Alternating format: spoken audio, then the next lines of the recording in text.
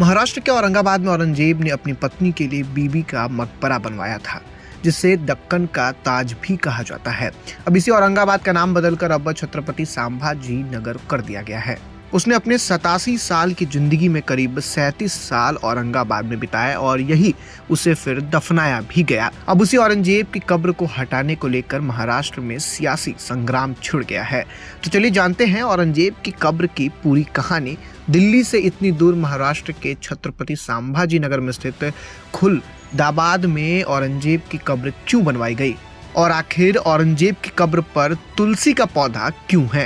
लेकिन उससे पहले नमस्कार, मैं आशुतोष उपाध्याय और आप बोल्ड स्काई देख रहे हैं। औरंगजेब का मकबरा बेहद ही साधारण तरीके से बनवाया गया है। अब यहाँ केवल मिट्टी है। मकबरा एक साधारण सफेद चादर से ढका रहता है। कब्र के ऊपर एक सब्जा यानी कि तुलसी का पौधा भी लगाया गया है। दरअसल औरंगजेब ने कहा था कि मेरा मकबरा बहुत सादा होना चाहिए। अब इसे सब्जे के पौधे से ढका होना चाहिए और इसके ऊपर छत ना हो। इस मकबरे के पास एक पत्थर लगा है जिस पर औरंगजेब का पूरा नाम अब्दुल मुजफ्फर मोहुद्दीन औरंगजेब आलमगीर लिखा है।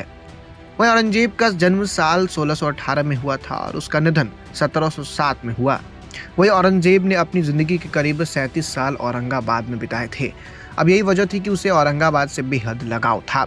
उसने औरंगाबाद में ही अपनी बेगम की कब्र बीबी का मकबरा बनवाया था, जिसे दक्कन का ताज भी कहा जाता है। अब इसके अलावा यहीं पर उसके पीर की कब्र थी जिसे वह बहुत मानता था। वही औरंगजेब ने यह भी कहा था कि मेरी मौत भारत में कहीं भी हो, लेकिन मुझे दफन यहीं सूफी संत जैनुद्दीन शिराजी के पास होना चाहिए। वहीं बादशाह औरंगजेब जीवन भर दक्कन में जूझता रहा। अब इसी संघर्ष की वजह से उसके निधन 1707 में महाराष्ट्र के अहमदनगर में हो गई थी।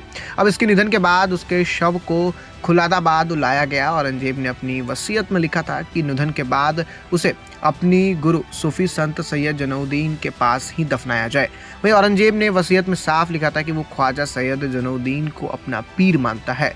जैनुद्दीन औरंगजेब से बहुत पहले ही दुनिया को विदा कह चुके थे। वही औरंगजेब ने वसीयत की थी कि जितना पैसा मैंने अपनी मेहनत से कमाया है उसे ही अपने मकबरे में लगाऊंगा। उन्होंने अपने कब्र पर सब्जे का छोटा पौधा लगाने की भी वसीयत की थी। वही औरंगजेब अपने निजी खर्च के लिए टोपियां सिला करता था। उसने हाथ से कुरान शरीफ भी लिखी थी। हालांकि इस्लाम को लेकर वो बहुत कट्टर किस्म का था। उसने दरबार में संगीत पर रोक भी लगा दी थी।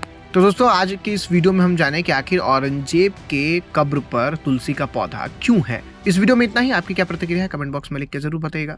धन्यवाद।